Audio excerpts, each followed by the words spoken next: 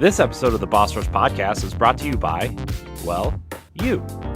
If you want to learn how to support the Boss Rush family of podcasts, head to bossrush.net or our Patreon at patreon.com/bossrushmedia. Thanks for helping us build something better.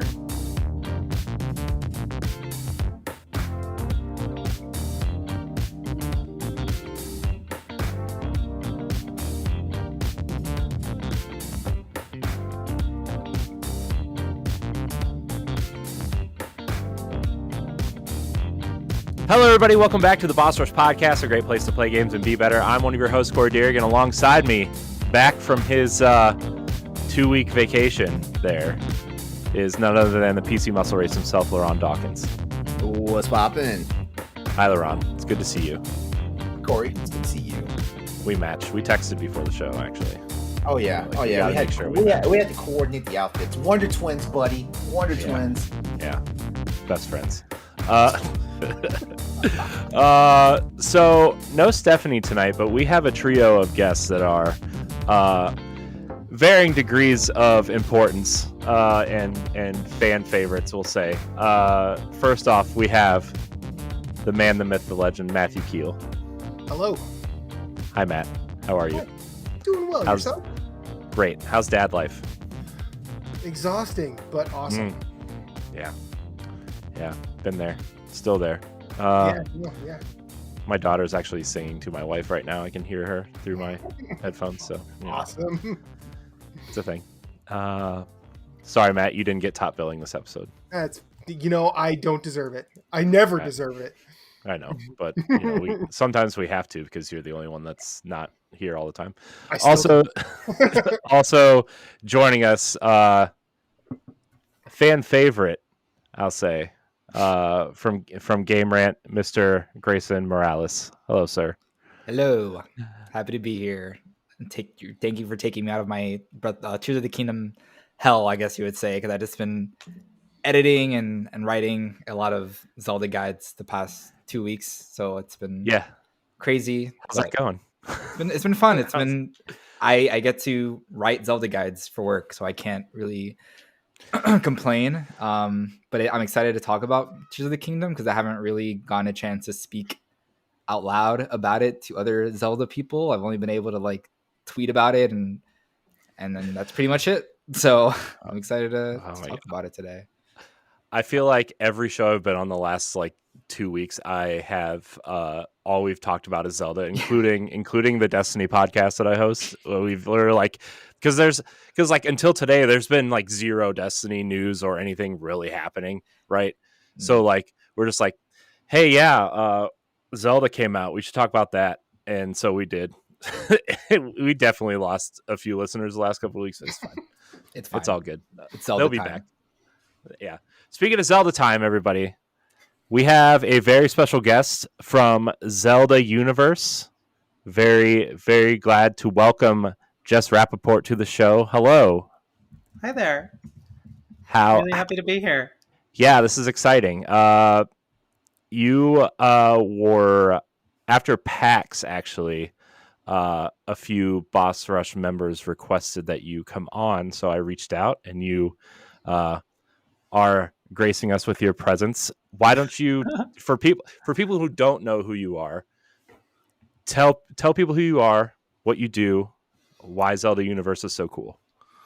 Sure. So yeah, I'm Jess Rappaport. I am the owner of Zelda Universe, which is the world's largest Legend of Zelda fan community, and it has places on pretty much every social media platform you can imagine, as well as a massive message board. And it's taken over the better part of my life since I was only 14 years old in 2004, 2005, running this website up until now. So this is one of the oldest communities, and nowadays it really is the home of the Zelda fan community. Most recently we've launched some new sites like Zelda Maps, which has Tears of the Kingdom maps out now, which is so cool. We were one of the leaders in actually data mining the game and being able to extract map data from it and provide that for people. So that's a really cool project that's pretty recent that we've done. But yeah, we're Zelda Universe being at the hub of the Zelda fan community has been one of the most amazing parts of the most amazing part of my life. So I'm really lucky to be able to be a part of this community, and hopefully I can share some of that excitement and joy with you guys. That's cool. Let's see. 2004. What was the Zelda game out then? What, Minish Cap? Wind Maybe? Waker. Yeah, I was gonna say Wind Waker, Well, yeah. 2000, I guess one was Wind Waker. I didn't play it until 2003, and the next major Zelda game wasn't until Twilight Princess in 2006. So when I came on to Zelda Universe, I actually joined as a member. I didn't just start out owning it. It was bequeathed to me by the actual founder, who was my friend Lars, who lives in Norway, and he wanted to go to college and didn't have time to run the site anymore. And I wasn't in college yet, and I had infinite time. So I took over the site, and then I just ended up running it through college and even today, well after college. So yeah, it was Twilight Princess was coming out not until 2006. So when I joined, people were still not super thrilled about the cell shaded design of the Wind Waker. Like they called it Zelda as like a derogatory. I remember that. Yeah, And they were all I say wrong. Zelda, and you get the flashbacks. That is one of the best Legend of Zelda games I have ever played. Right? To be fair, again, I was one of those people who was really upset about the cell shaded. But to be fair, Space World, they showed like the evolution of the Ocarina of Time art style, and everybody thought that's what was coming next. And they showed this little cartoony Link running around the island, like, doing whatever, and people were mad. But then, hold on. But when you actually play the game and see how amazing it is, then you just kind of forget, and that it's a really cool Zelda, and it's a top 5 Zelda for me. See, I brought it back around. You can hear you can taste the salt in the You can hear the record scratch, like in his explanation. A top 5 Zelda. I think like there's like the 6 or worst 7 Stephen A. console Smith voice Zeldas. ever. But I'm just saying. Okay. They definitely did not set expectations properly, but I'm pretty sure they also didn't know what it was going to look like when they made that demo. Mm-hmm. To be fair, they did that for Breath of the Wild too, though, with that Wii U. They had the Wii U tech demo, which looked like Twilight Princess, but they were also they learned from their mistake, and they were very clear that this is not the next Zelda game. This is like a Twilight Princess. We're not even doing Twilight Princess HD. This is just a tech demo. This is for funsies. It's a lighting demo. You can change the time of day or whatever coming through the window. So they managed expectations, and also by then, the opinion on Wind Waker's design had really flip-flopped, and I think they felt like they had the leeway to lean into that style for Breath of the Wild. Yeah, especially because you look at when Twilight Princess was announced and everybody was excited because we were finally getting that, that style that they were kind of showing off at Space World. And then a lot of people were actually disappointed in Twilight Princess, which I'm like, it's the best Zelda, guys. You guys are all wrong. But, it's I will defend Twilight Princess forever. And the HD version, chef's kiss. You know what I mean? It's just amazing. Nintendo needs to come the fuck up off of that and put it on the Switch. I swear. Look, man, just because you didn't own any of the consoles that those amazing games were on. I had a GameCube, but I called myself saying, you know what? I'm gonna get the Wii version. That's the wrong version. Yeah, I never got the Wii version, unfortunately, because by the time that game came out, I was kind of mad at my Nintendo Wii. So yeah, I was kind of already like, I'm not buying any more games for this damn system. Mm-hmm. Yeah, He was tired of that Monster Hunter Tri Life. Yeah. Thank you. Oh, you understand perfectly. Capcom and Nintendo had one job, and they dropped it at the 1 yard line. Did not like the underwater combat. The underwater combat was, underwater combat was, but it was just Monster Hunter games are filler, and there was no filler. Yeah. When this become a Monster Hunter podcast, this is a mistake having you two on the show at the same time. This was Hey Matt, whenever you want, come on Crossroads. We'll have a good time. Okay, I'll do Uh, it. Jess, we have quite a few questions for you from our Discord. Let's do it. Let's go for it. I mean, I guess they're kind of for everybody, but they're mostly for you because we advertised that you were coming on the show. So, the one true James, he asks, what is your Zelda hot take that gets everyone to break out the torches and pitchforks? Ooh, I want to hear this. I admit it. I like them. I like the motion controls in Skyward Sword. I really like them a lot. And I honestly think that the Breath of the Wild combat is a huge step backwards. Ooh. Well, Jess, it's been nice having you on the show. So just hit the X and the tab, and we'll see. I totally agree with you because when Skyward Sword came out, I thought the controls were like perfectly fine. Where I had no issues with the swinging and stuff. Like I thought it was so much fun. And then people were like, "Oh, I'm waggling." I'm like, maybe because you're waggling, it's fucking up, and you're not playing it right. Yeah, I don't know. But all of a sudden, you can cheese anything in Breath of the Wild, and people are like, "Hail cheese! Everyone can cheese now." You know, I've been waggling for years. Yeah, cheesing. Everybody Skyward wants Sword. as everybody wants an easy mode. Everybody wants one. It's true. So It's true. And when there's not a perceived easy thing to do to get through everything, everyone gets angry. Now, I will say for my part in the Skyward Sword motion controls dislike, I think the way I played that game did that game a disservice. Like, I didn't like Skyward Sword, I think mainly because I was trying to just get through it. I just brute forced my way through it and then returned it. I think if I would have sat back, taken my time, because I had a similar thing with Tears of the Kingdom at the very beginning. I was like, what am I even doing here? But then I like took a breath and started to try and figure things out, set with it, and really absorb it. If I had done that with Skyward Sword, I'd probably like it a lot more. I do have a long-term plan to go back to it. I haven't done it yet, though. Yeah, I actually, when it came to the Switch, I actually tried to give it another shot. And I played through... I got farther than I did on the Wii. But I still just... I fell off because I went back to Link's Awakening. So, you know, Link's Awakening is also top tier. But yeah, it's very good. Yeah, Skyward Sword, man. That's my hot take. I love Skyward Sword. It has a very special place in my heart. Like, I think, you know, my opinions on it in general have changed over the years. You know, I used to be super, super hype on it. Even though now I still love the controls, there's a lot about it otherwise that I'm actually way less hype on nowadays. But I think there's an equal amount of stuff that, you know, I could say about Breath of the Wild. And even now, you know, 80 odd hours into Tears of the Kingdom, there's stuff I can say about Tears of the Kingdom too. That, you know, none of these games are perfect, but a lot of the things in them are. And yeah. Mm-hmm. Yeah, I mean, my hot take is that Twilight Princess, I think, is the best traditional 3D Zelda. Like, that's my hot take, you know, and people get on me for that all the time. So those I know, dungeons, I know.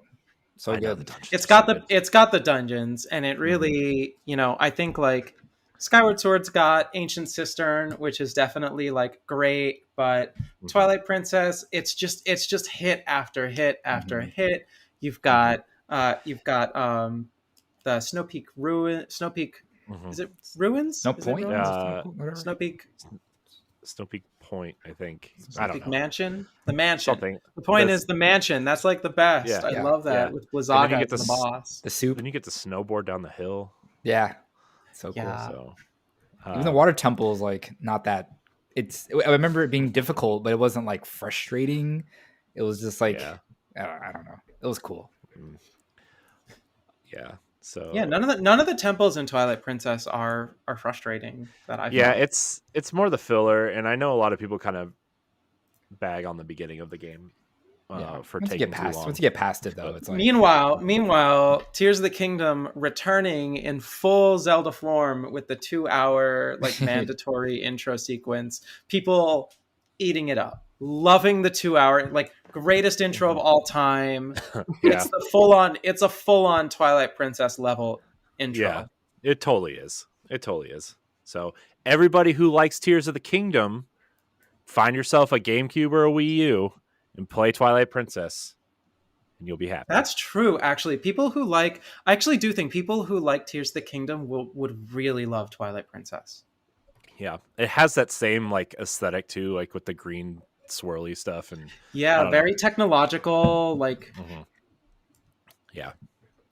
All right, let's get back to these questions because I could talk about Twilight Princess for the next 3 hours, and I know nobody really wants to hear that, except maybe Jess. I would talk to you about it, but it's fine. I could definitely talk about. I'll Twilight listen Princess and for join in 3 hours. because I think I love your love for Twilight Princess, Corey. I've always said that. I know, but you've heard me talk about Twilight Princess for 6 years. You know what I mean? Like 7 years at this point. 9. Twilight- Actually.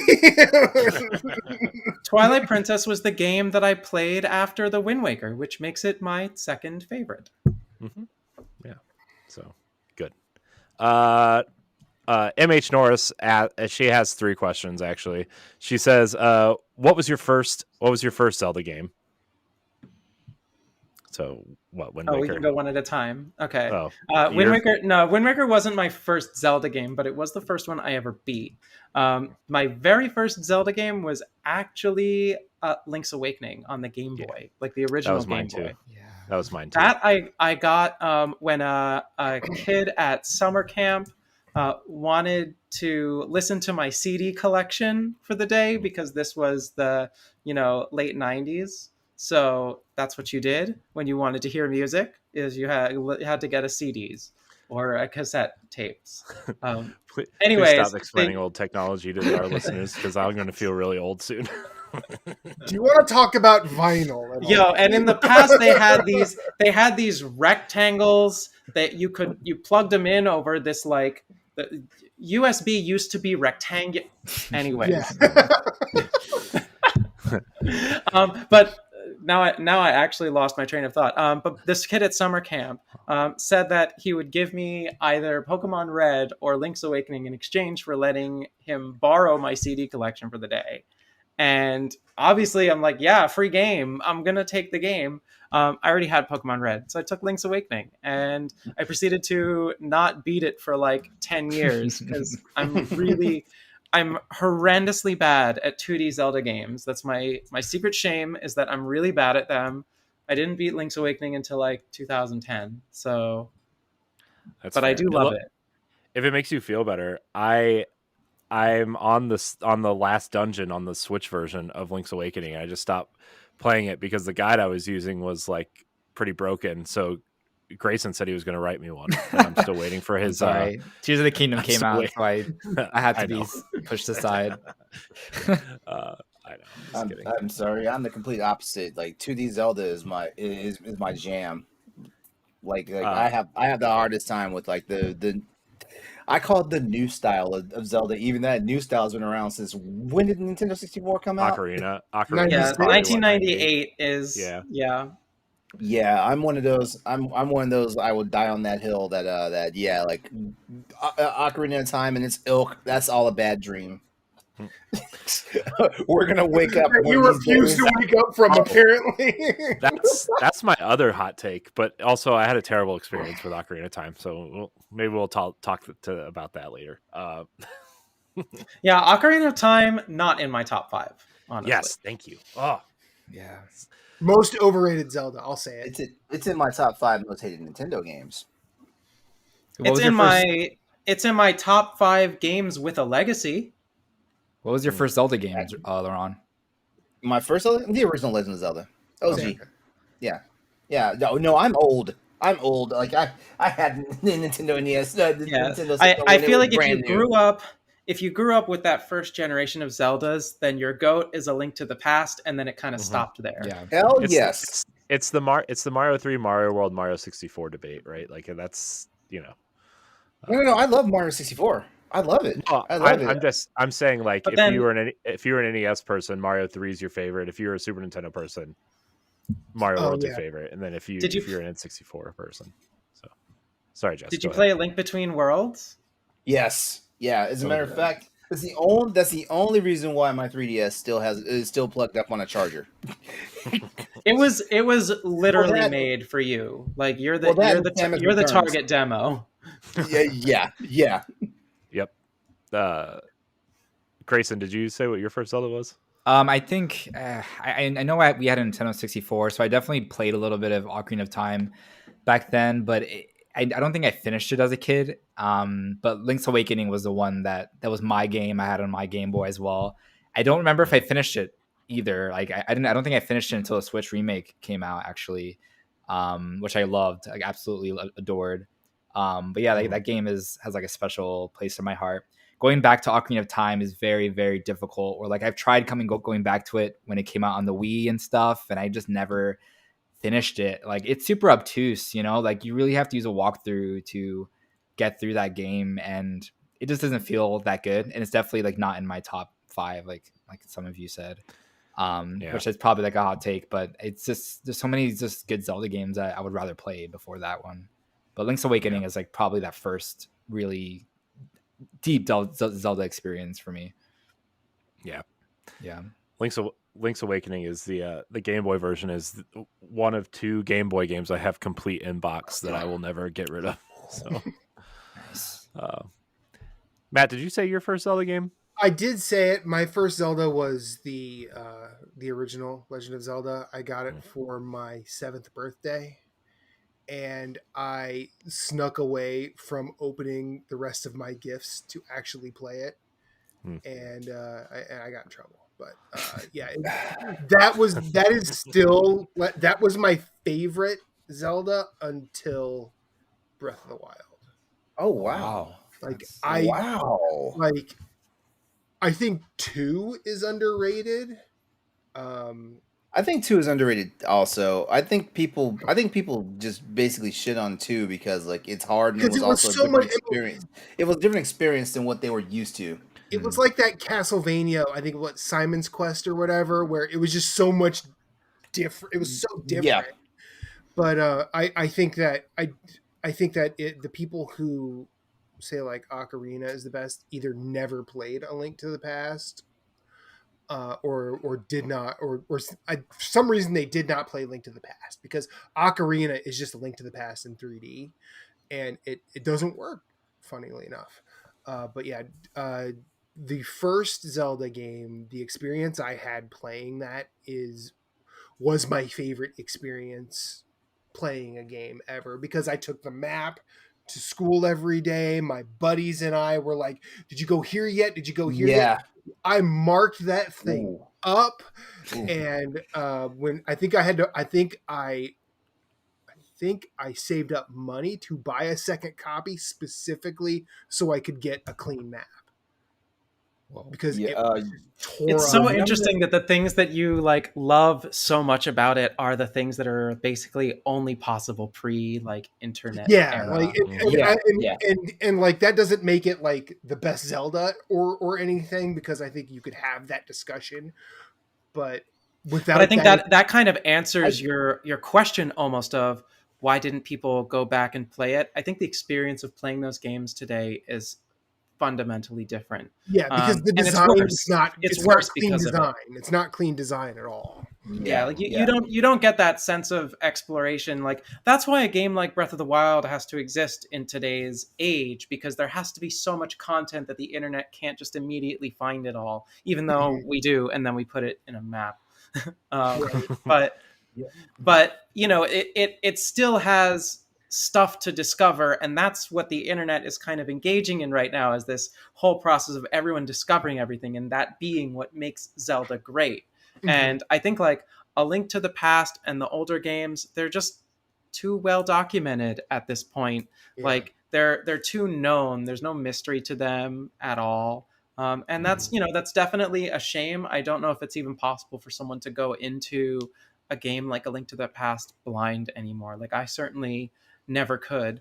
the moment I picked up the game, someone who had played it on the Super Nintendo was like just ready to beat the whole thing for me and tell me where everything was. And that was in my childhood. Nowadays it's so accessible. I don't even have to wait for someone to tell me.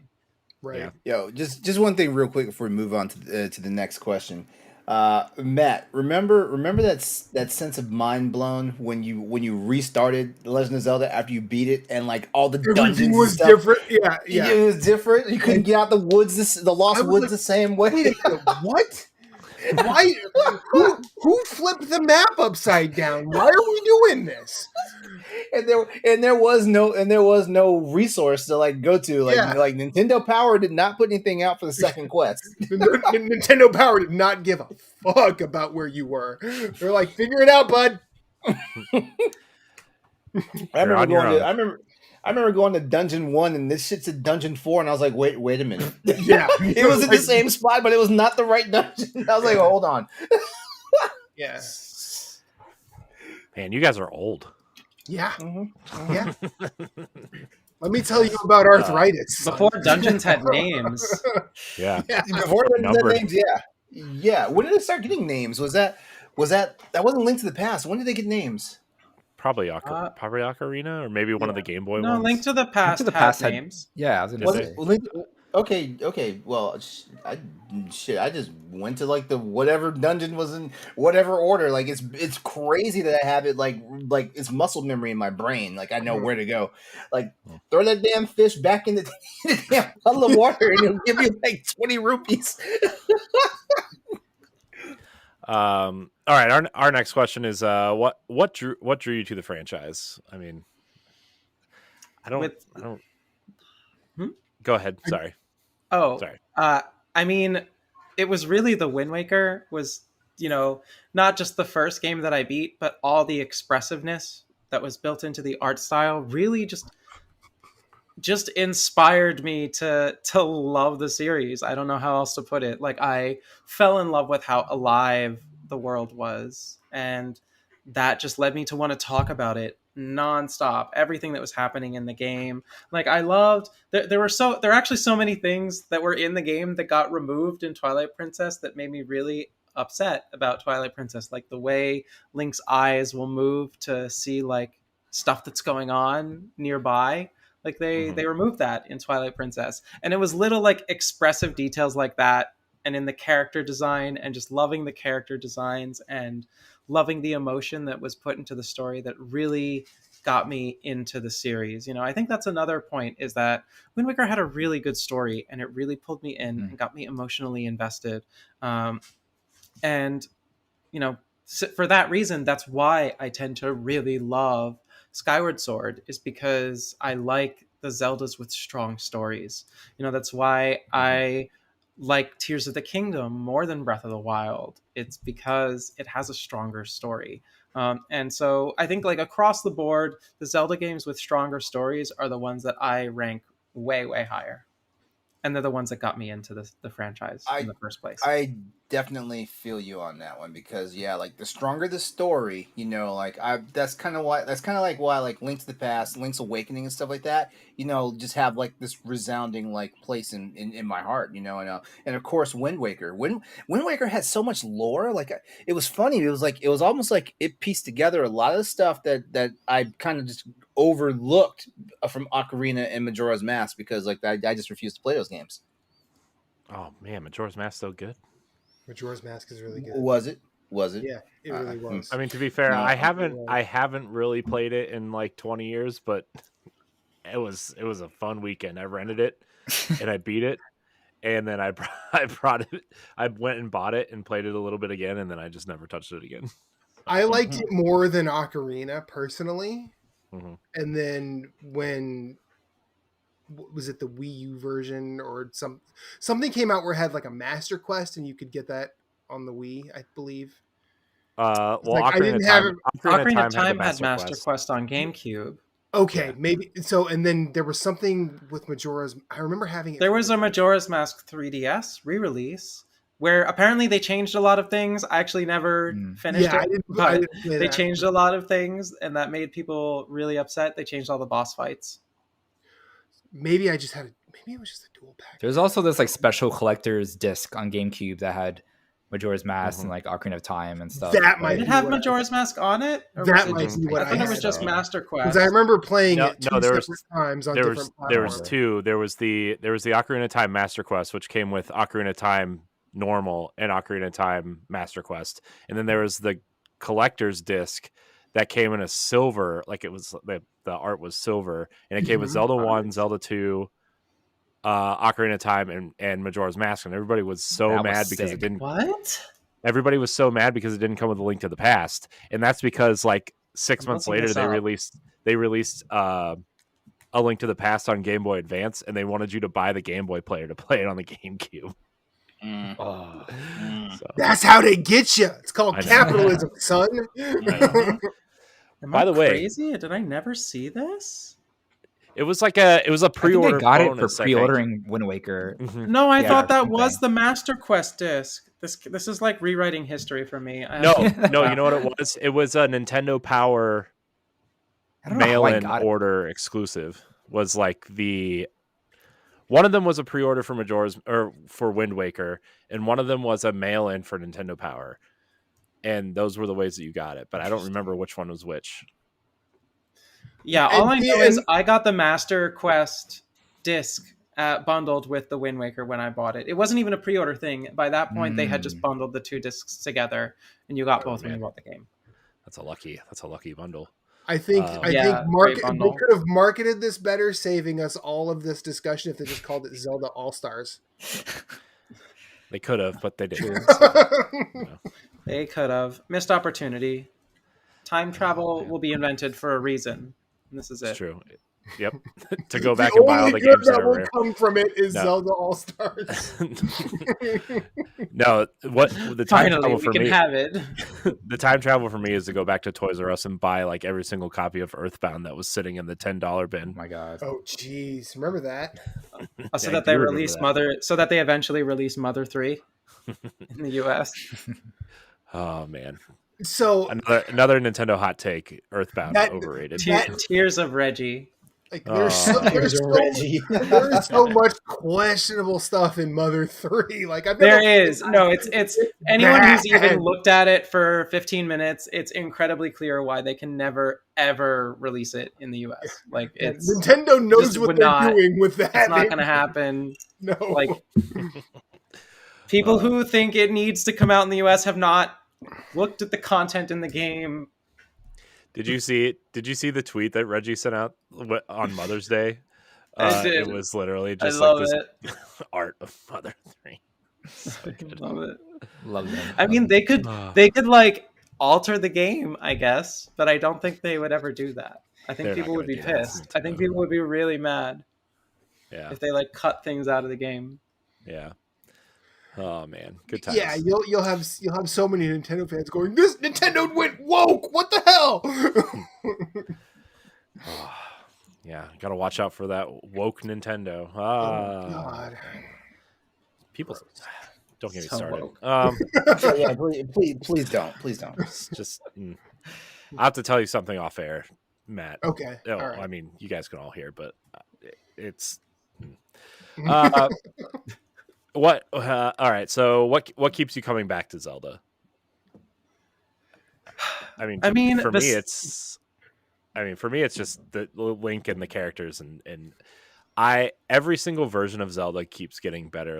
I loved Zelda and Twilight Princess, but I actually think that up until this point, like the best version of Zelda was Skyward Sword. Like, even though I didn't care for the game, I thought the story, Skyward Sword to me still has the best Zelda story in my opinion.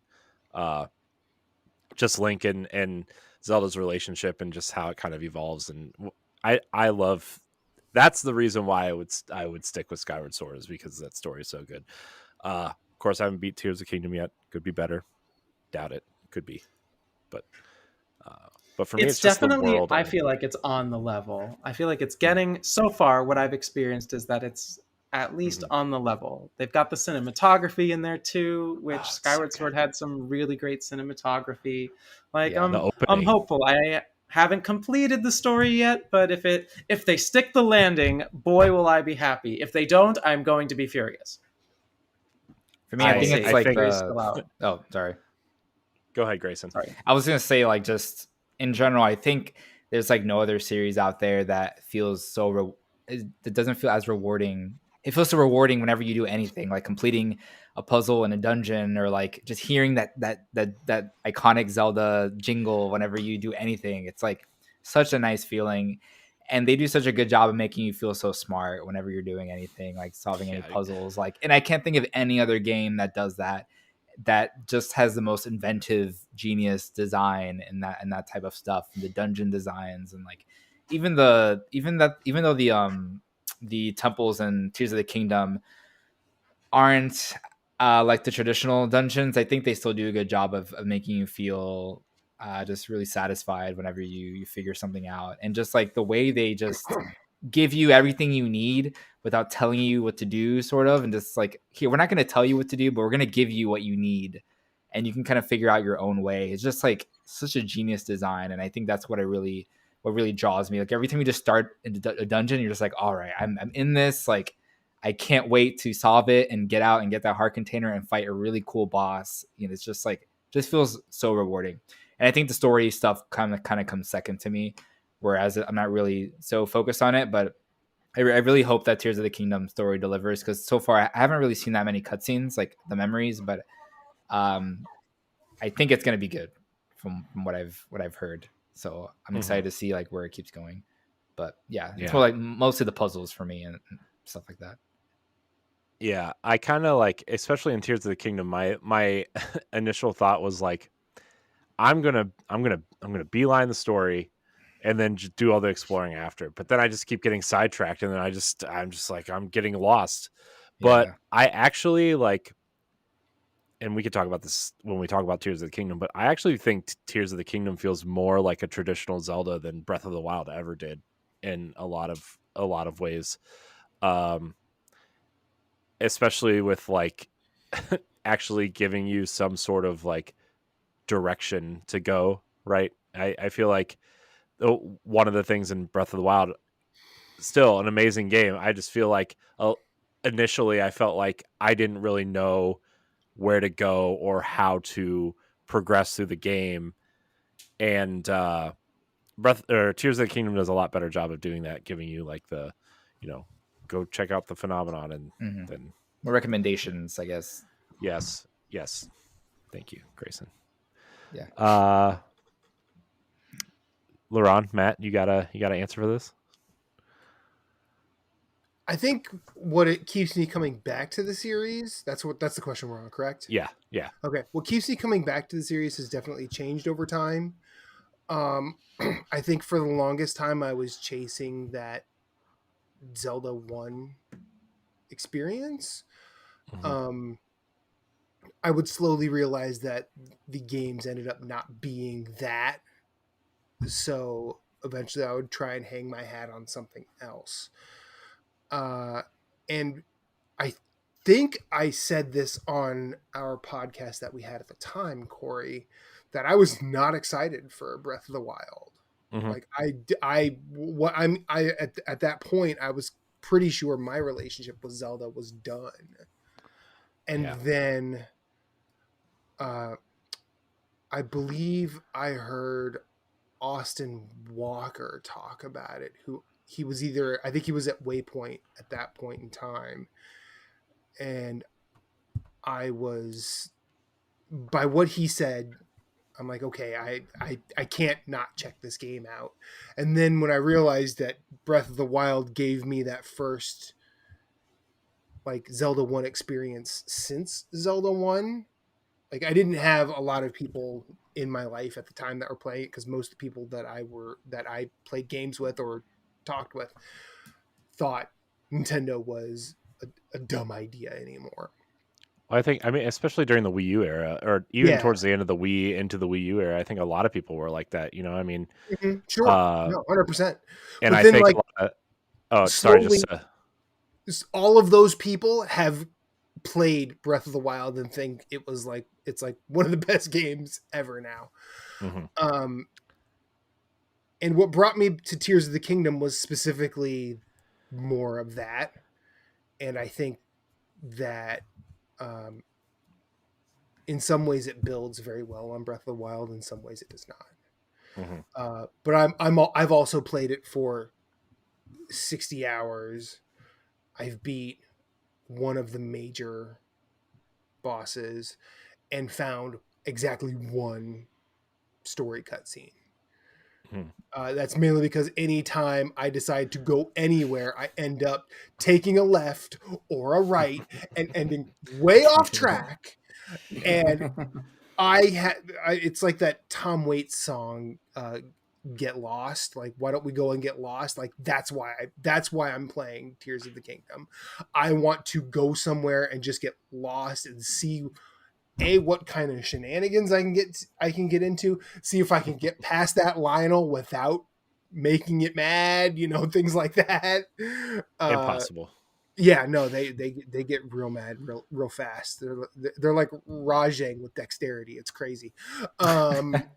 But it's I play these games now to get lost in them, and hopefully there's some semblance of that continues in the series. Yeah. Yeah, my answer is very similar to Matt's. Like, what keeps me coming back to Zelda is the actual sense of adventure and stuff like that. And whenever I'm playing a new Zelda game and like there's deep lore and stuff like that, like it definitely like engrosses me and stuff like that and makes me actually want to continue playing the game and stuff like that. Like, I love discovering lore in most games I play. So it's one of those things where like I will wind up wasting all this time just trying to like get all these plot threads and these strings and these stories all worked out and everything before I beat the game and stuff like that. And then I have that conundrum to where I realize, oh, I'm about to beat the game, but I'm not done playing. Like, what do I do and stuff like that? So yeah, it's the adventure for me that keeps me coming back to these other games. Even though like you guys have heard on like almost all these episodes, like like I always have like some bone to pick with like the Legend of Zelda series as a whole, but it's not as bad as the Kingdom Hearts series, but Kingdom said, Hearts isn't that bad. That being said, I keep coming back and playing them. LeRon took a breath and chose not to engage. I know. I'm proud of you, LeRon. I'm proud of you. It's like I'm not choosing violence tonight. I'm not. You say that stuff on Crossroads, though, we having words. For real. Well, it's fine. All right, so oh no, I closed the Discord window on accident. Oh no, it's fine. Zelda, good, it's fun. Link wears pants. The one our next question. Not all the time in Breath of the Wild. Not my Link. Did you know that if you go to Pyrrha and you aren't wearing any clothes, she says laundry day, huh? Oh my god, I did not know that. Amazing. I knew there was a reaction, but I didn't know what she said. Yeah, it's pretty funny. That's kind of perfect, actually. That's beautiful. What? Yeah, I know, it's so good. What Zelda game do you wish more people played? Minish Cap. Yeah, Minish Cap. Oh yes. Minish Cap. And Spirit Tracks too. But Minish Cap. Those I don't know what Spirit Tracks. I don't know about that one. Spirit Tracks is way better than Phantom Hourglass, at least. Like Phantom Hourglass is my worst Zelda game. Like that hits my that's below F tier for me. It's hot garbage. That's Triforce Heroes for me. F tier, right there. Ooh, okay, yeah. Honestly, never even actually played it. Oh, like I've never played it. It sounds like you're saving yourself from something. I'll raise my hand here. Any of the handheld versions, I've only seen playthroughs because I've never actually owned the handhelds. So, like, I didn't actually play Link's Awakening until it came out on Switch. Minish Cap was the most fun of the handheld ones to watch. I do plan on playing it on, Game Boy Advance Online or whatever it is on Switch. But the one I did not like was, I did not care for Four Swords.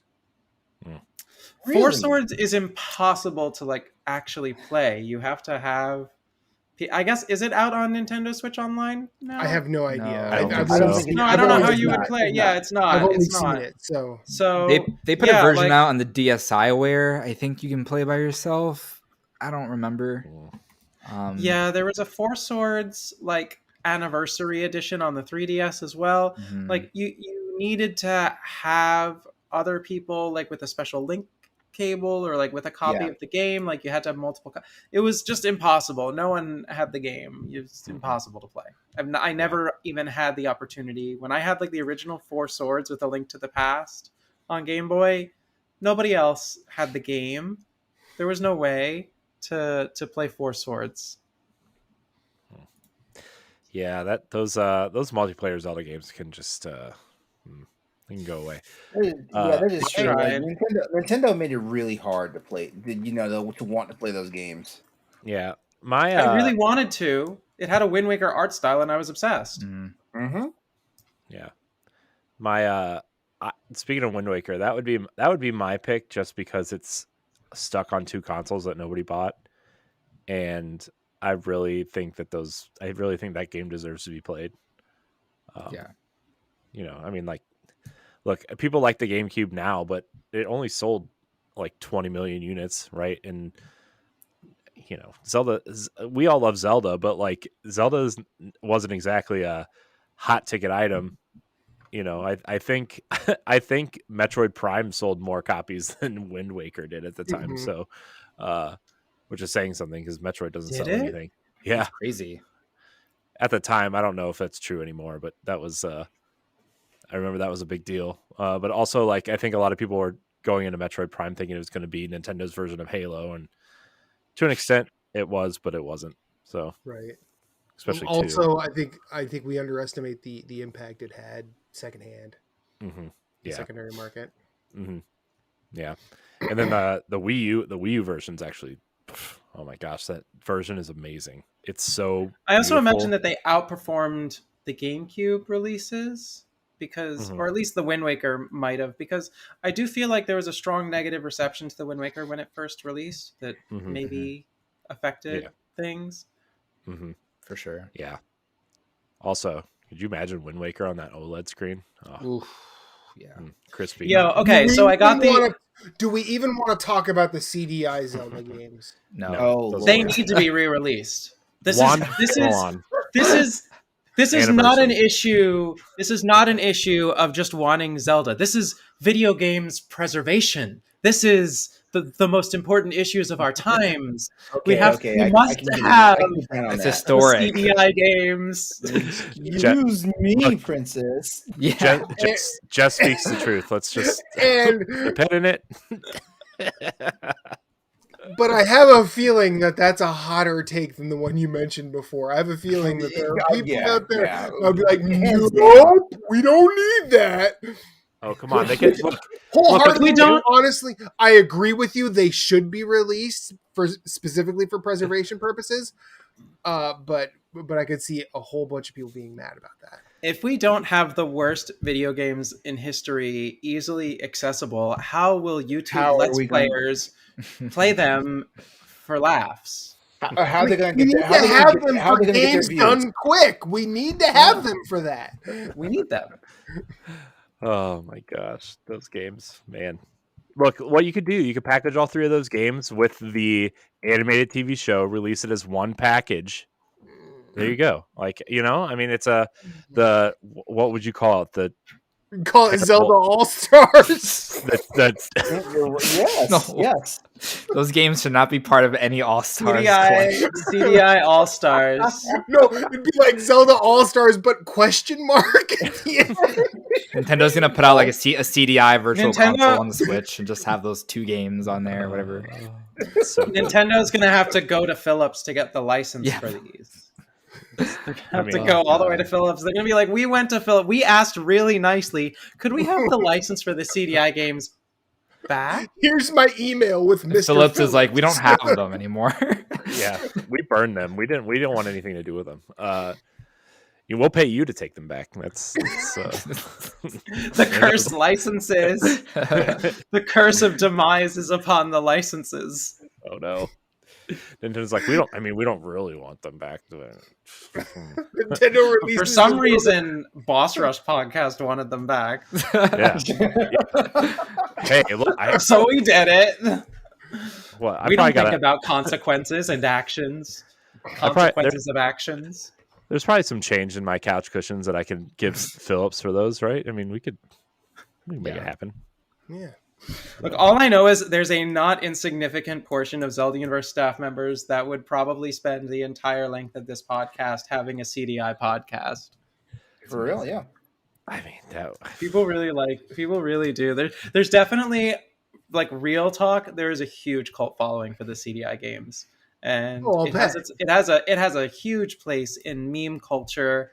Like, yeah, I actually feel like are there even any other CDI games that people talk about in terms of even caring if they're ever around? Like, I can't name one CDI game besides Zelda stuff. There is a Mario one though, right? I think there's a Mario thing. Maybe. Well, yeah, because it was like Mario is Missing, I think, was originally a CDI game that they ported to Super Nintendo. Hold on, I gotta look this up. Don't quote me on that. I'm not up on my Mario history, but I'm pretty sure that was. I don't even remember what the original question is. We just started talking about CDI, and now we're here. Was it which game needs to be brought back? No, it was. What keeps us coming back? No. Yeah, All right, what keeps us coming I'm back? gonna list off. I'm gonna list off a bunch of Philips CDI games, and tell me if you've ever heard of any of them. Hotel Mario was the CDI Mario game. Hotel Right. Yeah. Mario. Okay. Yeah, that ugh. Zelda Wand of Gamelon, Link: The Faces of Evil, Zelda's Adventure, Hotel Mario. Here's where the good ones come in, guys. Okay, Burn Cycle. It has some dude on the front, some biker dude, looks like he's pretty constipated. Tetris. I really just need you to describe all of the covers, all the cover art, and then have an generative AI recreate these video game covers from your descriptions. That'd be pretty cool. They'll all look like God of War 3. No. Hey, I like God of War 3. Dark Castle. I'm gonna paint a picture for you here. We're just gonna call it video game. It is a silhouette of a castle with clouds behind it. That's a prequel to Resident Evil or something. Like, I think it's how Dracula became Dracula in Castlevania. Yeah, I was gonna say it's like a Castlevania storyboard or something. Escape from Cyber City. I can't. Again, Titles really are video hits. game. such video. Yeah, it's such video Super game. catchy. Mm-hmm. I can't even tell you what's on the cover of this. The art is so bad I can't even tell you. These are actually making the Zelda CDI games sound pretty good in comparison. Yeah. I think With the actual only one that creative wanna effort put into them. There is another Mario game, Super Mario's Wacky Worlds. What? And it's just a picture of Mario going like this on the cover. What's so wacky about the worlds? All right, let's read. This is the reason they invented Wario. Let's read the description on Wikipedia. Wario was a tennis partner for Mario in Mario's Wacky Worlds. Oh my gosh! Wario has never appeared in a Smash Brothers game. God. What just happened? Okay, so it's using the Super Nintendo sprites. So Super Mario's Wacky Worlds was a canceled. Oh, never came out. Yeah. Oh, that was Super Mario World. That was the prototype for Super Mario World. Wacky Worlds was a canceled Mario platformer video game developed by Nova Logic for Philips CDI system. The game was conceived as a sequel to Super Mario World. This is Mario Brothers 4. This is the secret. This is the project. Whoa. And then it just became Super Mario World. So you have played Mario's Wacky Worlds. It's just Super Mario World. It's just Kaizo Mario. It's the chocolate world, right? Like when the world flips over when you beat the game. Yeah. That's basically Crime Patrol. It's just like this fake police badge, but instead of police, it says Crime Patrol on it. Crime Patrol 2, Drug Wars. Whoa. Now I know what years these were released in. Yeah, winners don't use drugs. All right, this stuff's getting pretty weird here. Mystic Midway, Rest in Pieces. It's like a magic horror game. Were they just coming up with video game titles via Mad Libs? Like, what's going on here? I feel like there's a lot of cocaine involved in these games. I honestly can't believe that cocaine would make you more creative than this. Were they doing the bad stuff? I don't know what they're doing. Truly, the quality of the Zelda CDI games is actually off the charts, and this is not a joke. Yeah, I mean, look, with a name like Space Ace, how could Philips CDI just fail like that? Space Ace. Space Ace. Is this the Space Ace that is the same guys that did like the Dragon's Lair game? I don't know, but Dragon Lairs 1, 2, and 3 are all on here, and so is Flashback. I feel like the CDI had to have been conceived specifically to play Dragon's Lair. Yeah, I'll vouch for Dragon's Lair, and if it's the Don Bluth company doing Space Ace, like I'll vouch for that too. And Flashback's really good. Flashback is really good. Mm-hmm. All right, I'm gonna read. This is where we'll wrap up our Philips CDI talk here, guys. I know we could probably talk more about this really interesting topic that I'm sure everybody is thrilled about. Very relevant. Yeah, I'm gonna read the 3 Zelda game descriptions as told by Wikipedia, and then we're gonna move on. All right, so this is Zelda: The Wand of Gamelon, which I think is the most popular of the 3. Zelda: The Wand of Gamelon is a video game developed by Animation Magic, who also developed the cartoon, and released for the Philips CDI in 1993 on the same day as Link: The Faces of Evil. Both games were a follow-up to Zelda's adventure in 1994. Yeah. They came out on the same day? Yeah. What? Oh man, they pulled a classic CDI move and released 2 sequels at the same time. Yeah, classic CDI. Classic CDI. But they released them before the game that they were sequels to, which came out a year later? Oh, did it say they came out before? Yeah. Yeah, because they were both sequels to Zelda's Adventures, which came out in 1994. Oh, I thought it said they came out after. No, they came out. The 2 never mind. This is where Tarantino got his story structure idea. Clearly. Yeah. Boy. I won't talk about his problem with feet or misogyny, but Lord. Let's. Oh God. This. All right, we're ending it there. We're gonna move on, everybody. You're welcome. Ending the Tarantino talk early. All right. This also comes from MH Nora. She says, since the topic of hot takes was brought up, what is the most overrated and underrated Zelda in your opinion? I think we kind of already did that. Yeah, we kind of did this. Like Ocarina of Time, most overrated. Underrated though, I feel like that could be controversial, and I do think Skyward Sword is my most underrated. Like I feel like it gets a lot of heat. People just generally flat out refuse to play it a lot of times. It's crazy though. Like when it came out, it got really good reviews. But then now people it got 10s out of 10s from everywhere. Like it got 10s everywhere. Yeah. Everywhere. Yeah. You watch IGN's review and it's like they are. It sounds very similar to how they talk about Tears of the Kingdom and Breath of the Wild. That it's incredible. And honestly, same director. I feel like they should stand by it. Right. It's so funny. You look at the director of Breath of the Wild and Tears of the Kingdom, right? And his trajectory through the Zelda series is the Oracle games, and then Minish Cap, and then Skyward Sword, and then Breath of the Wild and Tears of the Kingdom. That's that's such an incredible lineage of Zelda games. Like, you look at all those games, in my opinion, and Skyward Sword, in my opinion, is the worst one, and it's not even a bad game, right? It's just, I feel like the thing with Skyward Sword was, it's not a bad game. It's just, do you prefer motion controls or not? Yeah. At this point, you know. Or and how linear do you like your Zelda? Yeah. Like I do think it is like, there's basically no side anything. There's like one side quest for the whole game, like 3 maybe.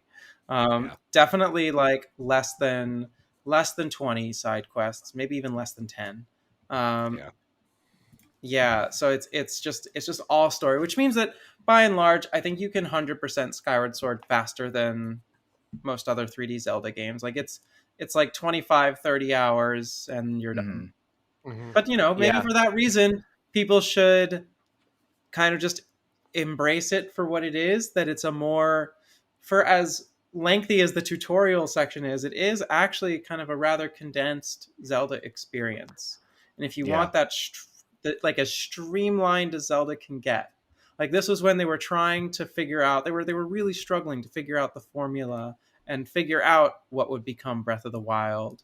And it took them like, their answer was, let's keep streamlining things so that things are as least tedious as possible, so that things are as intuitive as possible. And that led them to create this very linear, but also, I think, very streamlined experience. And I think it has I think anyone who hasn't tried it should try it. Yeah, I also think, like, you look at Skyward Sword and how kind of deliberate the combat is, and how every combat situation is could be considered its own little puzzle. And I think streamlining it probably made it less frustrating for people, because the combat was so integral to the game, and it took longer in some situations to fight enemies because they were almost puzzles, as opposed to something like Twilight Princess or Wind Waker or something, where you're just kind of mashing the A button and moving on, So that was probably a smart decision in the long run for that game. I think a lot of the handheld stuff it's kind of underrated for me. I know that Phantom Hourglass has a problem with like repetition and doing the same crap over and over again, but I think it was really novel at the time, for me at least, using the touchscreen to like solve puzzles with the boomerang, and you're like mapping stuff out with your stylus. Obviously the sequel made a lot of good changes, but I think a lot of people don't talk about those. Same with Link Between Worlds. I know I got good reviews, but people don't really talk about it that much. Like, and it was such a good game. Like, I love the dungeons, I love the whole flat paper mechanic. Like, it was just a really solid game with really good dungeons, and I don't think people like discuss it that much. Handheld games really do get like lumped into like this lesser than category. Like you've got console games, you've got like the handheld games. I think like if any of you guys have watched Jan Miseli's channel, where really great YouTube channel, look up Jan Miseli, spelled JanMisil, Miseli, SA. You'll figure it out. Jan Misel. He has a video where he asks how many Super Mario games are there, and there's a fair number of people who just don't count the handheld games. He like did a survey, and I do think that's like kind of true for, maybe not as true for the Zelda series because they're all just clearly canon, but I do think it's true that there's this split mentally where handheld games they don't get talked about because they're not important. They're handheld games. They don't feel as grand to some people, or as epic as like the 3D Zelda games, I think. Yeah. Which is definitely it's not true, because they can totally feel epic in their own way, right? Like, Yeah.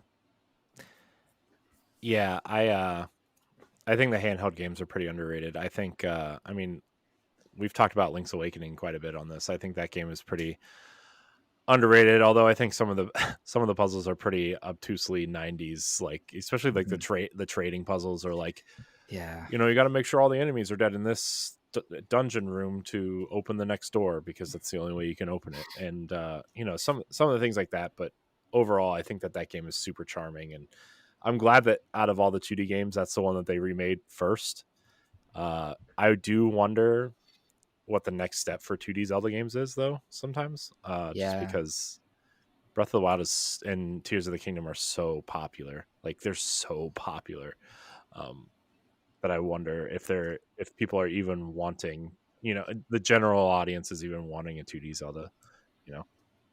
I would love the Oracle remakes because I never got to play those, so that would be cool. I was going to say Oracle feels like they can really follow in the footsteps of the Link's Awakening remake, but also like they've got to release Wind Waker and Twilight Princess HD first. Yeah. I know. And then so they've got at least a couple more years before they have to put out a new 2D Zelda or 2D Zelda remake.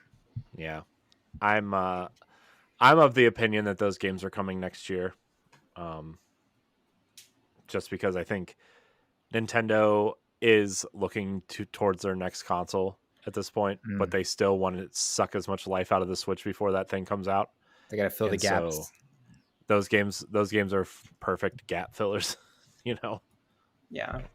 All right, our last question is: in a perfect world, which Zelda character would get their own spin-off?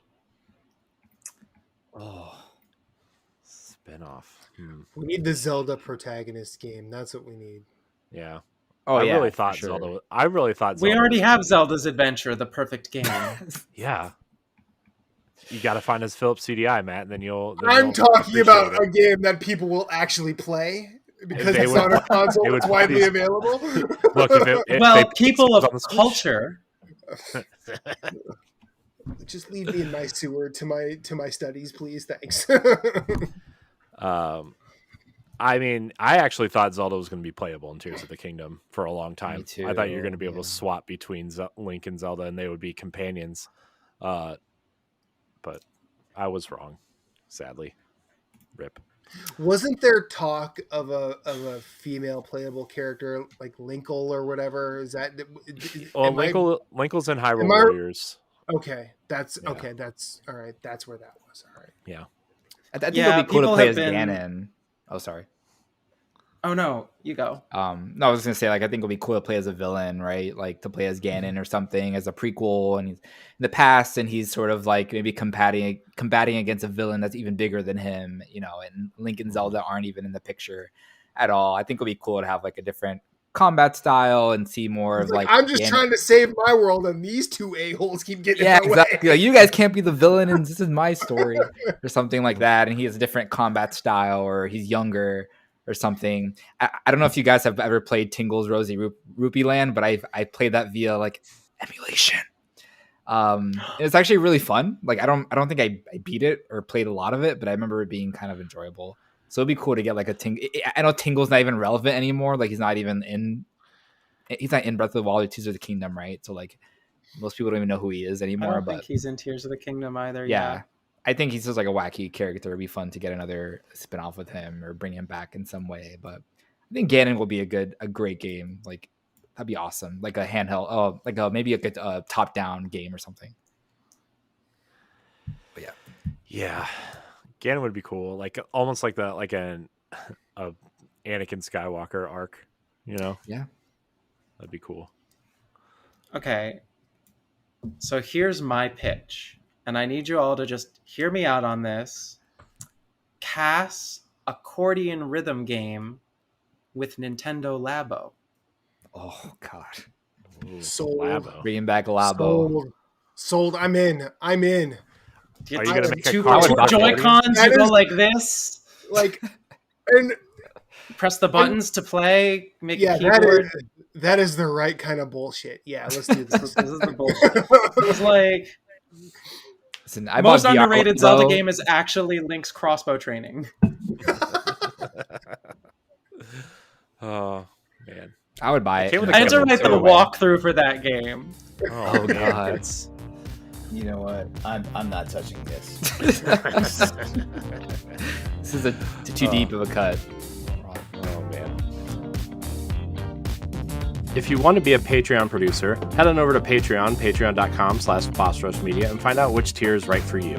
Our Patreon producers at the $5 tier or higher for this month are Adriel Munger, Austin Campbell, Celeste Roberts, Christian S., Sana Deering, Francisco Santillan, and Rebecca Jewell. Thank you for your continued support. All right, well, I do want to talk about Tears of the Kingdom for a little bit. I know we've been going kind of long. I hope everybody's okay to talk for maybe like another 15 or so minutes, 20 minutes. Totally. Okay. I just, I want to respect everybody's time. So here's the deal. We're not spoiling any story points, but we are going to talk about our impressions.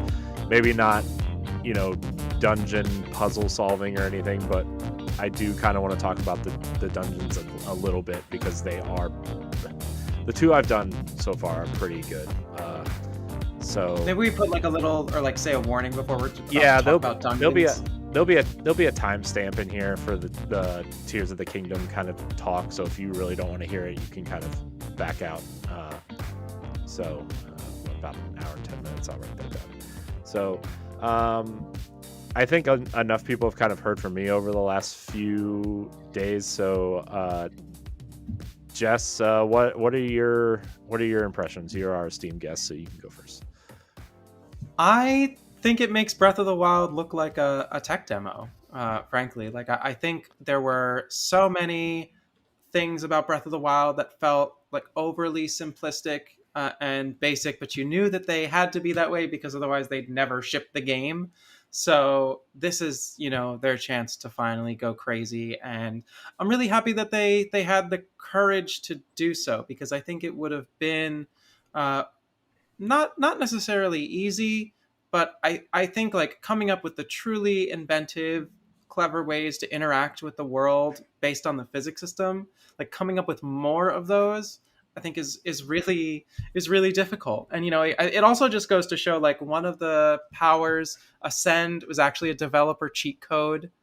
And that's how this stuff really happens. It isn't even from them just being so incredibly clever. I guess it is. It's them being clever enough to realize like what's actually fun, and that a lot of the spirit of what's great about this new type of Zelda is that it encourages you to cheese it and to break the game. So the more game breaking physics based powers that exist, the more fun it is. And that's pretty much what you get with Tears of the Kingdom. And, besides that, I've mentioned multiple times during this podcast that I'm big on Zeldas with story. I was incredibly disappointed with Breath of the Wild in that department. And it really just left me feeling empty at the end of it, that I had just like done a bunch of all these shrines and I'd spent hundreds of hours, really not for any particularly good reason. And I always felt that it was just awkward from a world building point of view, that Link is running around doing all this other stuff, not actually like saving the kingdom. And it's just kind of weird.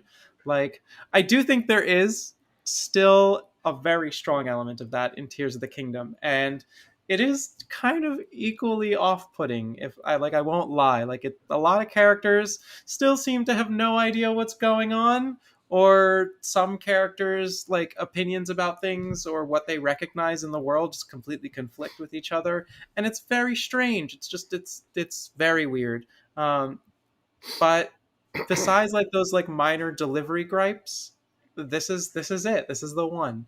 I really feel like they took every criticism to heart in a way that, I think even the jump between previous 3D Zelda games, like from Wind Waker to Twilight Princess to Skyward Sword, even when they were previously really trying to reinvent the formula or innovate, were modestly successful at best. But between Breath of the Wild and Tears of the Kingdom, they've just continued to have the spirit of throw out what doesn't work.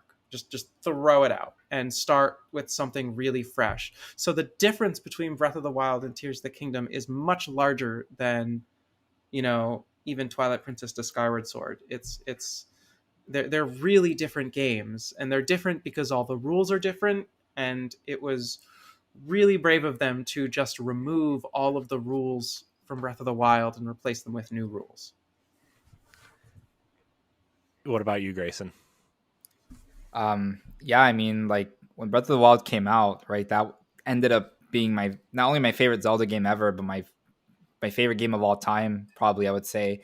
And after playing, like, I think I have like 30 something hours, not quite as close as 80 hours as Jess, but this has immediately surpassed Breath of the Wild for me, like 3 times fold. Like, it's incredible, just the sheer variety of gameplay, where like not only am I exploring a Hyrule that's familiar, but it also feels just so different and like a remix of Breath of the Wild, where I'm walking around and nothing is like the same to me. Like, everything feels brand new. It feels like I'm playing a totally brand new game. The fact that I can explore Hyrule, complete some shrines, but also go explore the depths, which is just like so much more in depth than I thought it would be, and then also explore these sky In depth. islands. Yeah, right. Like, it's this, and then explore the sky islands and having these like Zonai devices to build to get you to places. Every 5 minutes while I'm playing this game, I'm like, how the heck is this running on this 7-year-old or 6-year-old console? Because it's just like it's Barely. it's crazy. Like, using Ascend and stuff. Like, every time I use Ascend, I'm like, this is wild. Like, the fact that we can like just zip through canyons or underground, you could just like zip through and get out of any situation, using it in shrines, using it in any, to go through enemies, to go through devices that you built. The TikToks I've seen of people building these creations. Like, I'm not someone who's big into like creating things in games, so honestly, like, traversing the sky islands is probably like my least favorite part, because they usually involve you building some sort of flying contraption to go to like different areas. So I'm not like a huge, like, I see like the stuff they give me to build, I'm like, oh, I don't really feel like doing this, and I build like the most basic thing that I can make to get past this. But it's still really rewarding when I can get like those glider wing and get two fans on it and wheels, and I can fly across. It never gets old, honestly. And I just can't believe what they've been able to do.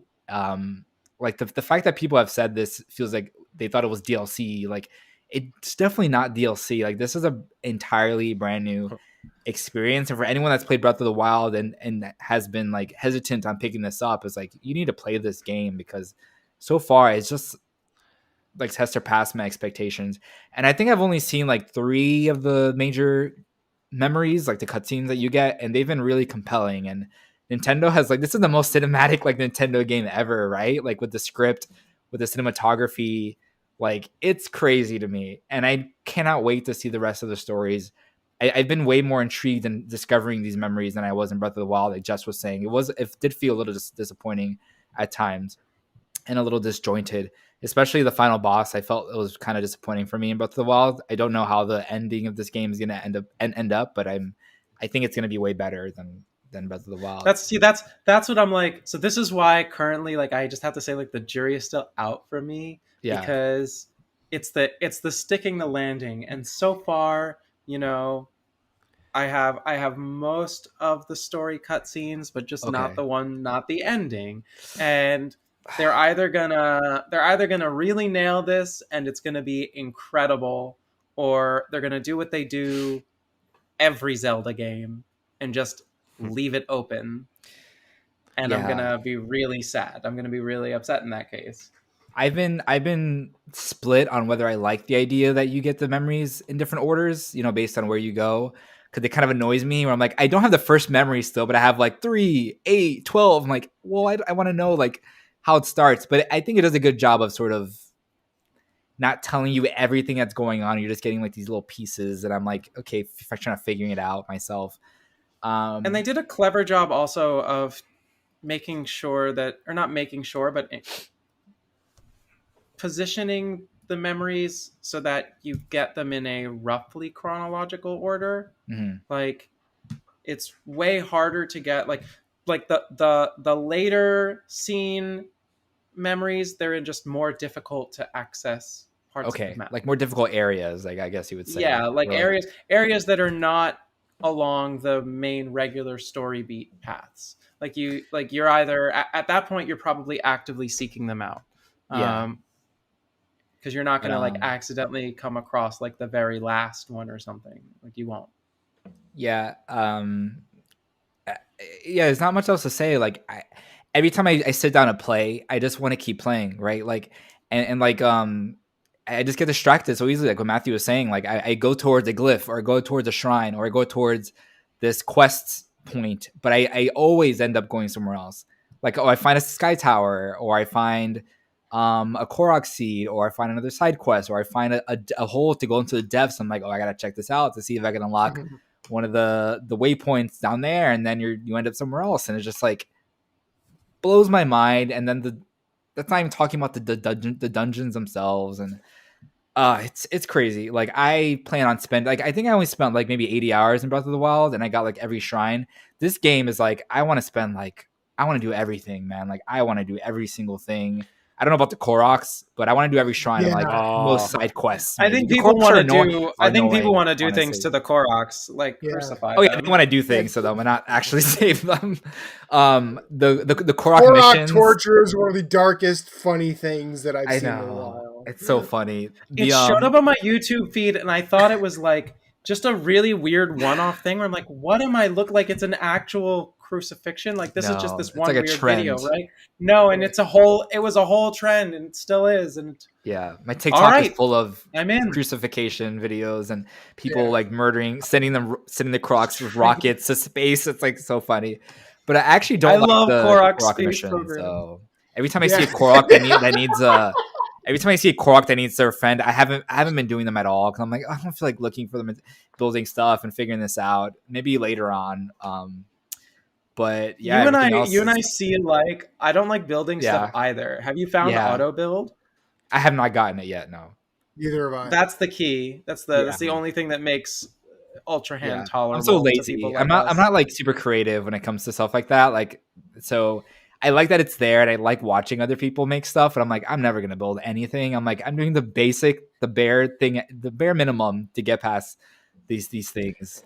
I just want Nintendo to let us share our auto builds online. Oh, so that'd be cool. Like, someone can just send me their design like a for Mario Gundam Maker mech style. Yeah, like, well, it better be better than Mario Maker. Let's be honest. A little bit, yeah. Mario Maker 1 was fine. Yeah, Mario Maker 2 bad. Yeah, we're way past Mario Maker with this Zelda game, and we're all the way to Fortnite level here.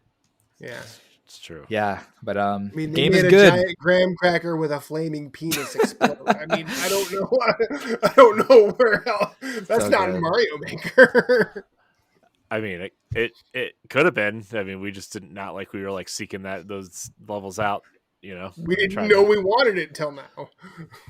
Now we do. It's fair, I guess. Yeah, game is good. Probably my game of the The year. market data is in. Yeah. Matt, what about you? How are you feeling about it? Okay. This is doing a lot of the same things that Breath of the Wild did for me, of course. Getting lost, exploring worlds, a lot of fun. I feel like overall this is a response to how people acted with the powers in Breath of the Wild, and I like the responses that they've done. The building, the ascend. I think those are cool, and the pretty much limitless possibilities that are there are wild and fascinating.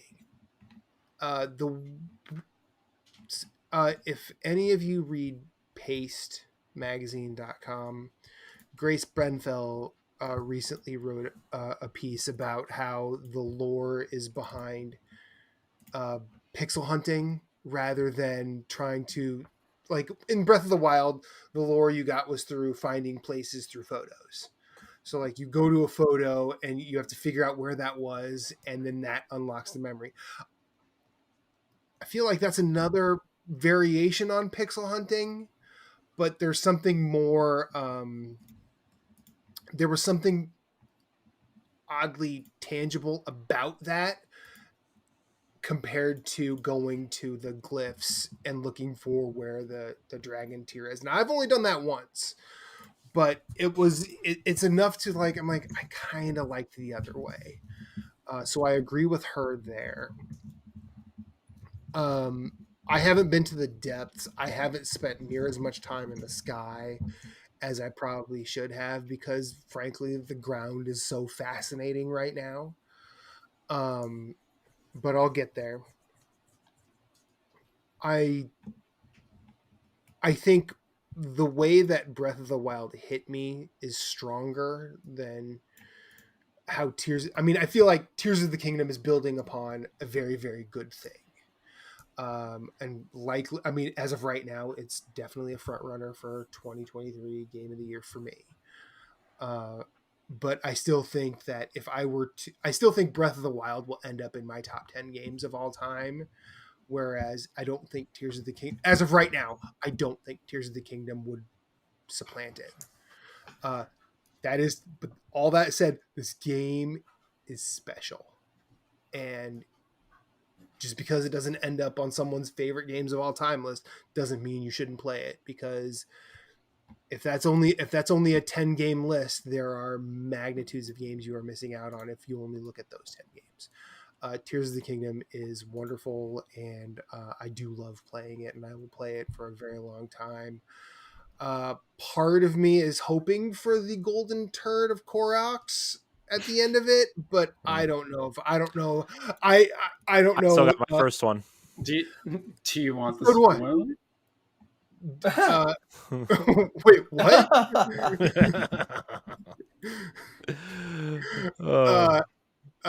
But I don't think I have it in me to do it this time. I really don't. Yes, you do. That's why people are torturing the Koroks, because they know how many are in here. They know what's going on. How many are there? Do you actually want? Do you I actually want to know? It's 1,000. Yes. But what people don't break down. It was 1,000 the first one, right? No, it was 900. But it is still 900 quests in Tears of the Kingdom, but 100 of them are the 2 Korok seed pair. You got to find their friends, and So that's how it ends up being 1,000, but it is still 900 like individual quests. Okay. That's a lot. I'll let you guys know in about a year when I find them all. I've never found all of the, like, I also do feel like it's obviously intentionally designed for you never to find all the shrines, sure, light roots, Koroks, like, and there's like, that's one of the things I love about the design is how they're intentionally spaced apart at like regular intervals that are close to each other to get you to explore in a meandering path, but also to miss a bunch of stuff and not, and for that not to matter. Like, so yeah, I've never completed all the Koroks. I probably never will, and I definitely probably won't with Tears of the Kingdom as well. Yeah, I went on that Korok quest for Breath of the Wild, and I completed it. I'm not sure if I should be proud of that or embarrassed, but here we are. When I found out what was at the end of it, I respected that enough to do it. Like I appreciate that. I'm like, okay. I didn't bother upgrading my armor. If the reward is a golden poop, will you do it again? Yeah. Yeah. I hope Nintendo sends me a physical one, and I'll put it on my shelf. That is, by the way, that is an actual thing in Japan. I know. Getting a golden poo. You could buy one and have it shipped from Japan, a golden poo. Yeah, but wouldn't it be better if, like, why do I want this now? Miyamoto just mailed me one? Wouldn't that make it so much better than just buying one and saying, I guess this is a reward? Yeah, Miyamoto signs it. Yeah. Thank you for getting every Korok seed. Yeah. Thank you for having no life. This just turns into that website. Have any of you heard of the website dicksbymail.com? No. Where you can thankfully no. You can it's not near as bad as you think. It's not near as bad as you think, but you can anonymously yeah, I know. But you can anonymously send a bag of gummy penises to somebody, and it just says eat a bag of dicks. Okay, that's funny. That's really funny. But they also sell. Can I mail that to myself? Like I've done it, and it's good. That's really funny. But they also sell poo that's made of chocolate, so you can send someone a chocolate turd and tell them to eat shit. I mean, that's pretty good. There's also it sounds like a solid service that they're offering. Yeah, no, it's hilarious. It's fine, but I feel like I would rather I can't tell which one I'd rather do at this point: the golden poo or the chocolate one. Yeah. Man. Yeah, Tears. LeRon, are you ever gonna mess around with this game? Are you ever gonna play it? Yeah, I'm gonna play it, but yeah, I don't actively have it right now, and technically, I still need to beat Breath of the Wild. Yeah. Oh, Okay. yeah. Do you know? Have you? So just from the, this might be an interesting way to kind of wrap this up. What is your view of the game from the outside looking in? Are you feeling anything tingly It's inside? Are you trying to like? it's a fascinating game. Like I don't get the shock and awe that everybody has. Like, and I guess it's because I missed the Breath of the Wild train. I'm one of those people that like if I don't buy a Nintendo Switch game when it first releases, like it takes me forever to buy it because like the game stayed the same price like no matter what. So it's like why am I even going to run to buy this game? Like I got Breath of the Wild like 3 years after it was out because like Best Buy had lost their damn mind and slashed the price to $30, on a weekend. And I was like, I better get this game, and then I told some friends about it and they were pissed at me on Monday when they walked in the store. I was like, hey, that game was $60. Like I was sucks be you, stuff like that, but yeah, I it looks fascinating. All the stuff I've seen all the stuff I've seen about it and all the stuff. I especially love all the memes and all that stuff that I've seen online and things like that. I definitely know it's a Zelda game I'm going to play, just like Breath of the Wild is a Zelda game I'm going to play. So I plan to play both of them in some sort of order, just because like I feel like I need to have the experience and things like that. So yes, it's on my list. I just don't. I have no idea. We'll probably have a new Nintendo Switch with the first Legend of Zelda game coming out for that new system by the time I've actually even like started Breath of the Wild. But it is what it is. I wouldn't hold your breath. Every. By the way, I have to say that everyone's like Nintendo console right around the corner. Oh yeah. It's not. Yeah, it's just not like My thing is that it's spring 20 like March 2025 at the earliest is my. I agree with that. Yeah, is my that thought. sounds that sounds right. Yeah. 8 years after Switch. They did say they wanted it to be a 10-year console, and like if you look at the way the 3DS lasted after the Switch came out, it was about a year and a half until Nintendo cut it off, right? So they could definitely go for 10 years on this. And Mhm. and for what it's worth, I also don't think the Switch is underpowered. I think it's still a miracle device. Like it runs AAA games. Like even the iPad still can't do that. Like, and that has a huge battery and great graphics, but it still can't really do what the Switch does. Like the Switch is a miracle. No one has a device like the Switch even now. Like anyone who's saying like, oh, it's old compared to what? Like a box that doesn't move from in front of the TV, sure, but like maybe the Steam Deck, but not even that really. Like Steam Deck runs in 1080p too. Yeah, I think the thing too is like Nintendo. I'm gonna exclude Pokemon from this conversation because I know this is the first thing that everybody throws at. But like nobody knows their own device like Nintendo knows their own device, right? Like, and they can make. I mean, they can make any game look amazing on this console, right? Like you look at Metroid Prime Remastered. You look at Tears of the Kingdom, Breath of the Wild, Mario Kart 8.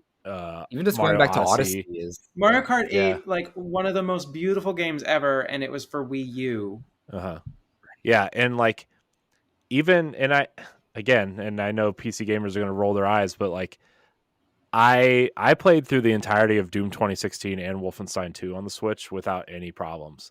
And they like Panic Button, who did the ports for those games, did a masterful job of like getting those games to run. And like Doom Eternal's still on there and it runs relatively well. Like it runs like Doom 2016 did on the console, right? So Matt, you saw me roll my eyes, right? Yeah, I was ignoring that. And I get that the the PC version or the Xbox Series X version of those games are like the ideal way to play those, right? 120 frames a second, 4K, super textures, right? But like if you're traveling and Switch is all you have and you're like, oh, I want to play Doom, like it's not the worst version of that game, right? It's still pretty fun. Granted, I played through those games when Nintendo Power Block was kind of the only thing I was doing at the time, but like still, it was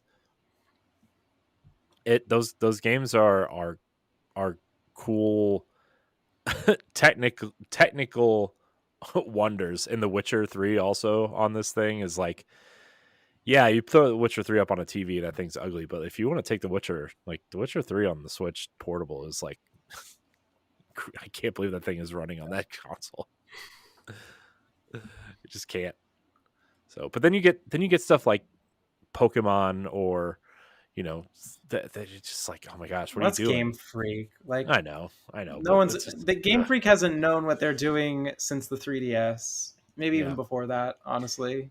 Yeah. And I'm like, I'm really wondering because like Hogwarts Legacy just got delayed on the Switch again, and I'm like, man, that game was struggling on modern consoles. How's it gonna what is gonna happen? This game's just gonna fall apart. Hope you guys have fire extinguishers if you're planning on playing that on Switch, because it's like, oh boy. But Nintendo knows their hardware, and I think Tears of the Kingdom just proves it, right? Like all the things you can do in that game, how expansive the world is, the verticality of that world. The fact that you can jump from a sky island to the depths in one go without the game like breaking, without a cutscene. It's insane. Like the frame rate drops a little bit here and there, but it's really like not that noticeable. Like it's ridiculous. Yeah. So I good on Nintendo, man, because like that article came out a couple days ago where like it was basically done a year ago, but they delayed it a year to polish it to make sure everything worked correctly. And I said this about Ravenlock on Game Pass, where like the games that have been coming out on these consoles, right? Like Redfall, and then Jedi's Survivor, crashing, not finished, or seemingly unfinished, or every Bethesda title for the past 20 years, like. And then I turned on Ravenlock, which is like, granted, not the size of those games, but Coco Cucumber did a great job of like, hey, guess what? I turned the game on, and it didn't crash. It worked. Nothing was broken, and I played through the whole game in a weekend, and it was super fun. Highly recommended, by the way, if you have Game Pass, because it's an Xbox exclusive. Although I see it coming to Switch at some point. That'd be a great Switch game. It's like a Zelda light game based on Alice in Wonderland. It's kind of cool. But yeah, and then I look at Tears of the Kingdom and pretty much any Nintendo game really, and like, man, they really push the quality bar high, So, anybody else? I wonder if it's also like a big waste of money to need to like patch and support these games for so long after they're supposed to be released. It must be more expensive than just testing it internally and having it be bug free when it goes out. Yeah, I know a lot of, like, when games go through certification, the day one patch is like the free patch that the companies offer them, but then like every patch after that costs them a certain amount of money. And like you said, like if you're patching a game 5, 6, 7, 8 times within the first month or whatever, like you might as well just delay it and test it internally, like, I don't know. I feel like because those are also months you're and those are months that your developers aren't working on the next game. Like, so you're still dedicating that time to the game anyway. Yeah. And like, I get in certain situations, like obviously EA is this massive company has a ton of investors, right? They're a publicly traded company. Star Wars is a Disney IP. Disney, I'm sure, granted, they have good people working for Disney Interactive, and they have people in place that know games, but still, like, Disney wants this game to come out. And so you probably have the mouse breathing down your neck to get this game out, and like, and then you're just gonna have to suck it up to patch the game. But like, if you would have just delayed that game like 6 months and put it out in September or October, right? Like it could have been so much a cleaner launch. And granted, I know a lot of people love the game, and a lot of people are like, well, it doesn't bother me, but like I tried to play it on Xbox. It crashed on me 3 times and I uninstalled it. I'm like, I'll play it when it's fixed, you know? Like Mhm. I Yeah. don't have time. You know, I have 2 kids. You know, I'm trying to spend time with my wife. I have a full-time job. I'm trying to, you know, run this podcast network and do things. Like I don't have time. What little time I have, I don't have time for a game to crash on me, you know, 3 times in 2 days to like muscle through it, right? I'm going to move on to the next game. And, you know, sadly, Star Wars was that game right now. So These are supposed to be like shiny new consoles that we have too, and it's like games aren't running like they should. There's still no, like, in my opinion, there's still no reason really to own an Xbox Series X or a PlayStation 5 except to make the games run better or cleaner or higher res, right? Like, yeah, the games that I want to play, like cut down the PS4 load times. Is what that's all they yeah. do. Well, I'm saying like, okay, higher frame rate, 4K, load times, that's all great, but like you can technically play Horizon Forbidden West on a PS4. You can Mhm. play Halo Infinite and Destiny Yeah. on an Xbox One, right? I bought my Xbox Series X to play Destiny at 60 frames a second.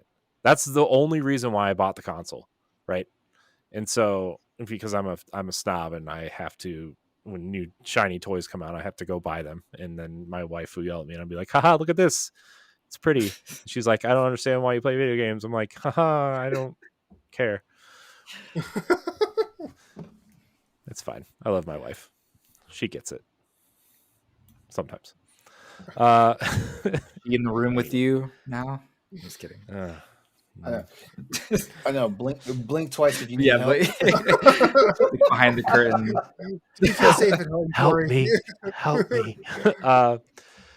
But any final thoughts on Tears of the Kingdom before we kind of wrap this episode? I have one last thought that I was thinking that like LeRon shared, that his experience with like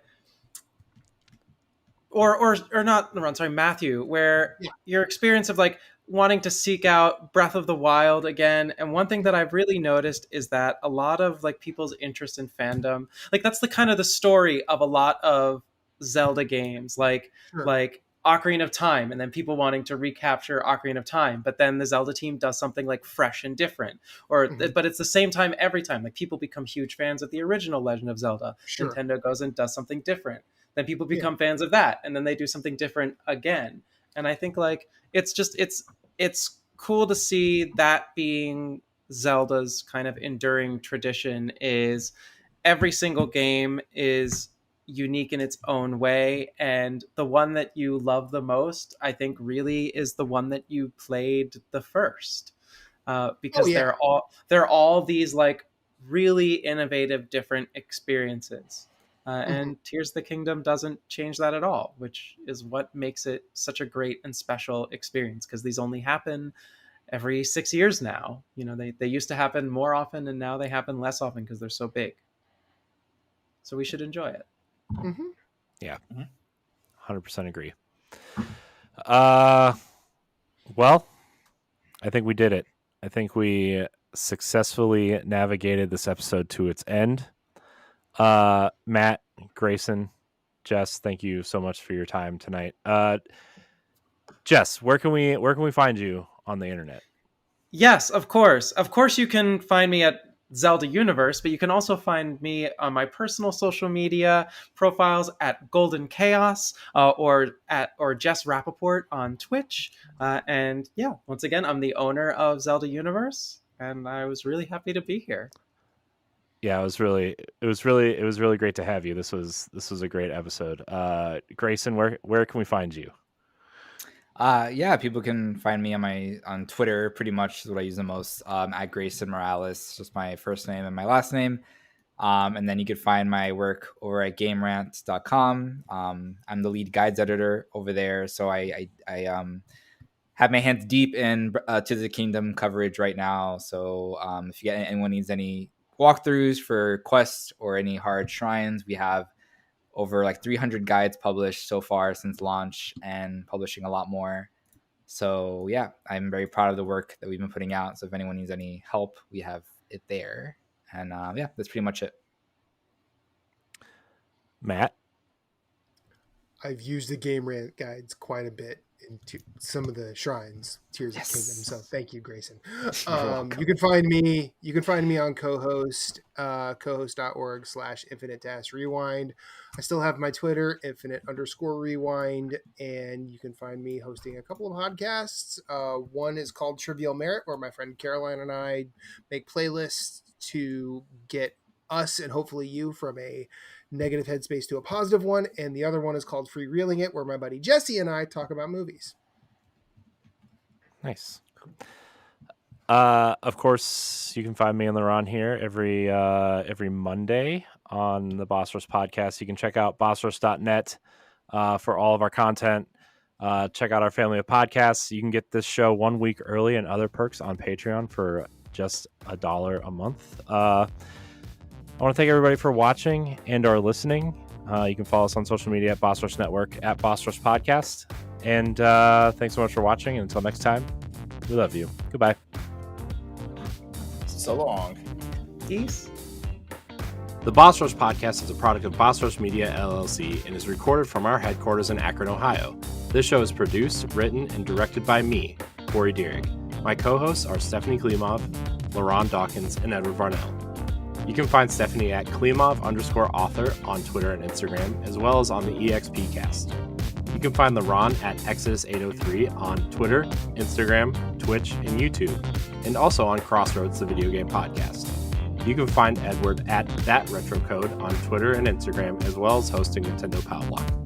You can follow me on Twitter and Instagram at IamCoreyInHD, and find me hosting Tower Casuals, the Destiny podcast, and co-hosting Nintendo Pow Block. Find the Boss Rush Podcast on all social media platforms at Boss Rush Podcast. You can also follow Boss Rush Media and Boss Rush Network on all major social media platforms. Join the Boss Rush Network Discord and Facebook groups to interact with other friends and fans. Thanks for listening, and we'll see you next time.